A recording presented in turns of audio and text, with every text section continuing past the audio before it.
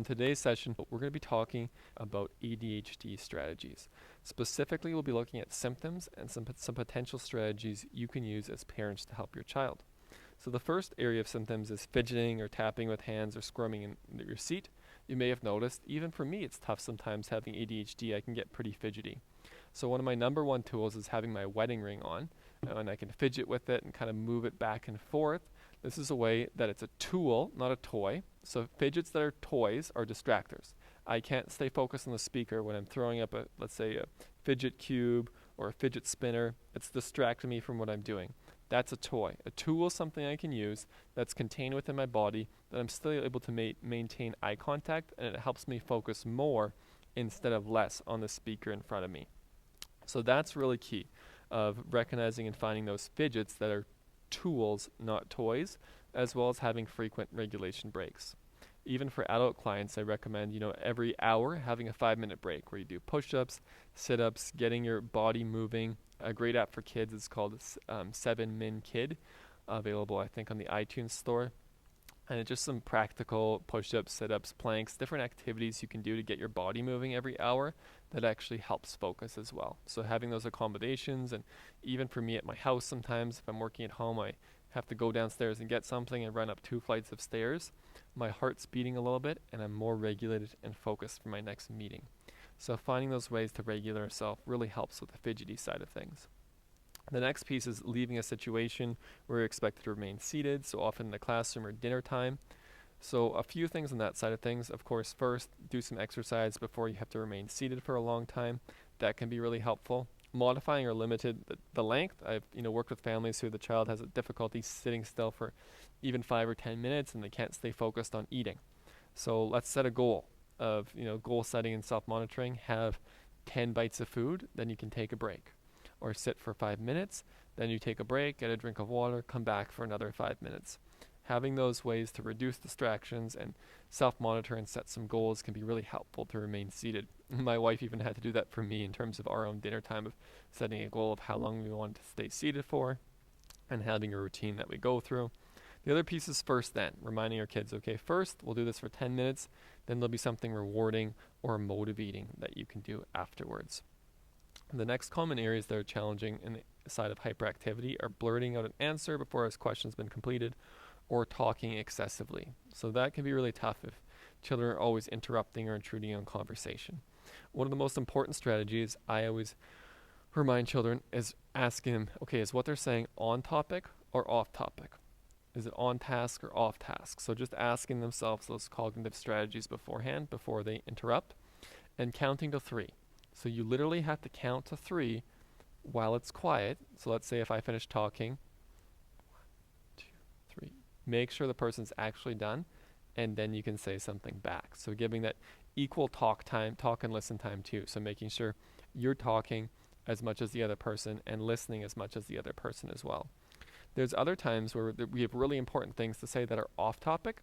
And I've worked with children with severe ADHD where during the session I'll have them write them down or say, we'll save that till the end of our conversation, or write those things down so you don't forget and we can talk about them right at the end.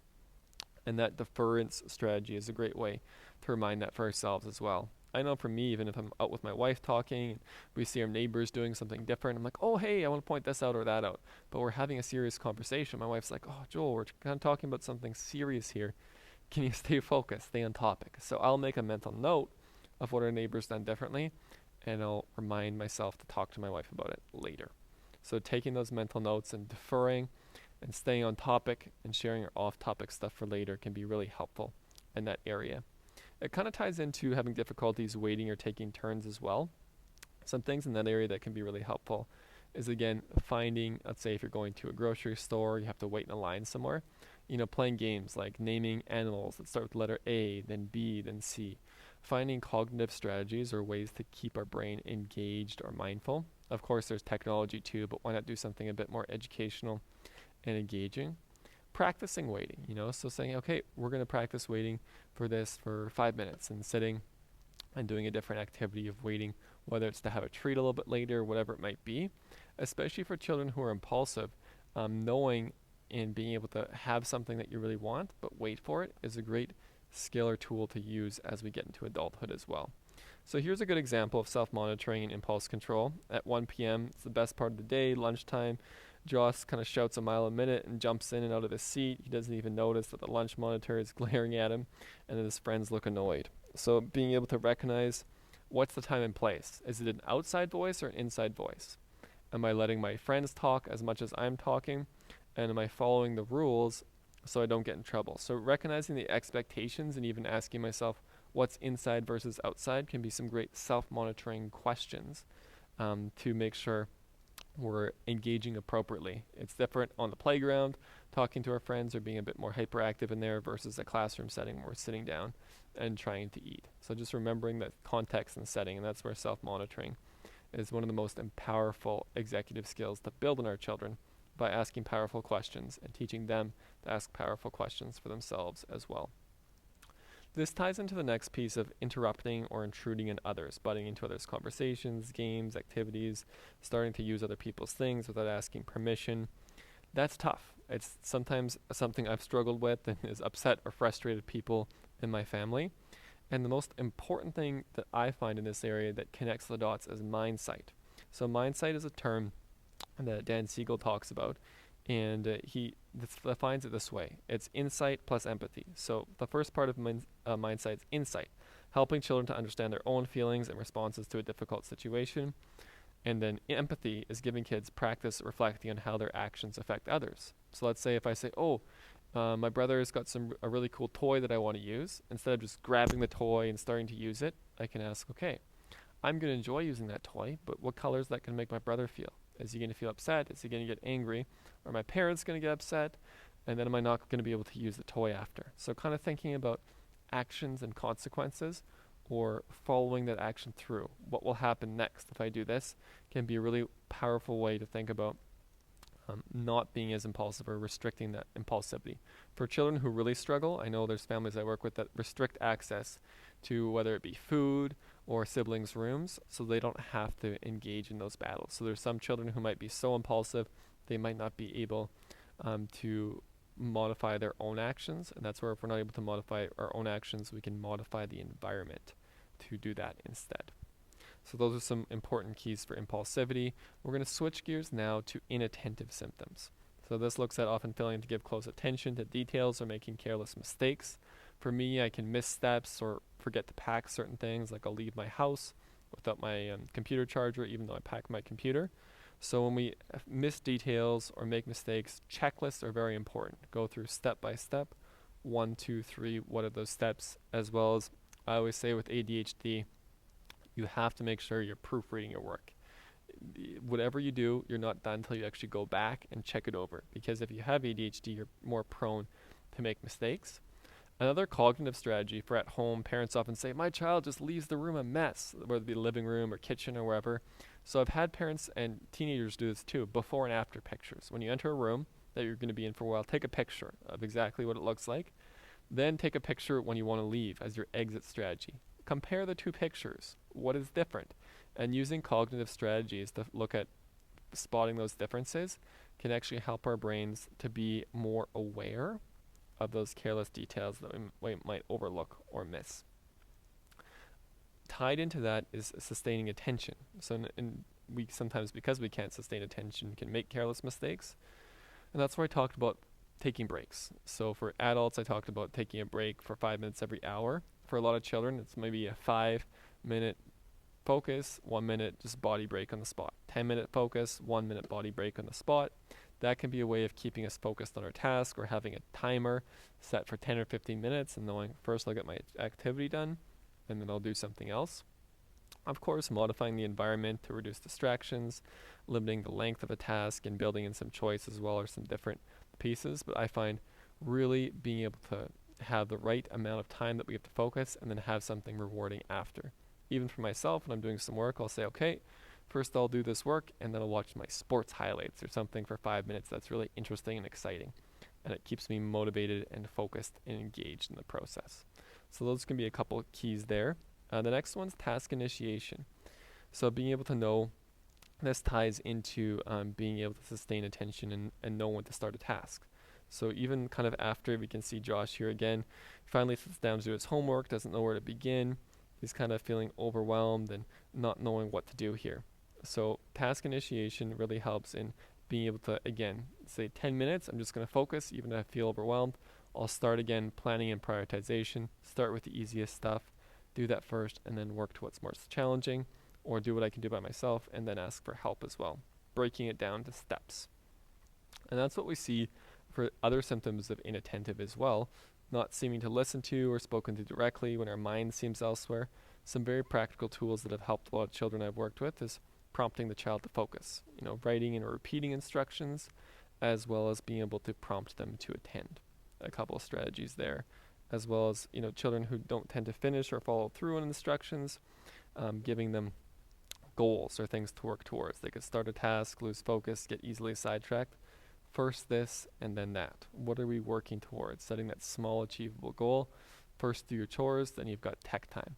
And building those, especially chores and routines of things we're not motivated in, into predictable times every day. First you come home, put your lunch kit away, unload the dishwasher, then you get to do your time. And that's where I really focus on, especially with teenagers, getting our jobs done first, and then we reward ourselves with our tech time or free time. But getting those jobs done first can be the best way to stay on track and stay motivated there. The same is true for kind of organization and reluctant to engage in tasks that require sustained mental effort. Just being able to, for that organization piece of having predictable times where you're organizing, you come home, put your backpack away, hang up your keys, whatever it might be, and having those systems in place. And the same thing for your room. For me, it was revolutionary when I watched Marie Kondo's kind of cleaning up your life or simplifying your life videos, and we developed bins for all of my different clothing or different things, because when everything is a place, you can put it there, and then things become a lot more organized. So it's a really helpful piece as well, especially for those of us who lose things and are forgetful in daily activities. Developing those systems, I say having a home or a landing spot for everything. So keys go here, the wallet goes in a specific spot, your bag goes in a specific spot. So packing the night before, reviewing your checklist to make sure you have everything set can be some great ways to make sure you stay on point and remember to do things and not forget things before you leave the house. I know for me, I've left the house forgetting my keys, my phone, or my charger, or my computer at different times. So I make sure I pack the night before and go through the checklist of everything I need, as well as making sure I have my calendar for my appointments. So I have phone alarms that I set every day for making sure I do my chores and doing my exercise, as well as every single activity I do, I put into my calendar. Otherwise, I'll forget and not be able to show up. So those are some very important points to remember that keep us kind of focused and on topic for those pieces there. And I think that's really the biggest takeaway, having systems and structure. You can see in slide 29 here, the backpack. So whether you have a child with a backpack at home or an older teenager, even into college with a briefcase or different tool, having a backpack with everything in the same place. Pencils go in one spot, the book goes in one spot, the computer goes in one spot. I know for me, if I don't keep my items in the exact same spot, I have a tendency to lose them. So really very practically developing the system and structure and checking it every day with your child. Maybe they come home from school, unload their lunch kit, they might need a bit of downtime, or this might be the time to say, let's just check and make sure your backpack's organized. It can be a nightly routine. The same thing with a locker or a closet at home of having everything in a place. Shirts over here, socks here, pants here. Even if your child doesn't want to hang everything up or fold everything neatly, ensure that every time they put their clothes away, even clothes in the laundry hamper and things, everything having a place. The same goes to the kitchen, putting things back in the place it was. And that's really the most practical thing we can do as we look at planning, school, and home support, is having those planning sheets and tips that can kind of guide us in how to organize things. Checklists at home are really great as well, of, let's say, brushing your teeth. So all the steps for, let's say, a bedtime routine: you brush your teeth, put your PJs on, read a book, go to bed. Having those systems and structures throughout the day of setting goals, about staying focused, can be really powerful. And then also goal setting and sustaining attention and breaking tasks or activities into small steps. That's really, really important as well.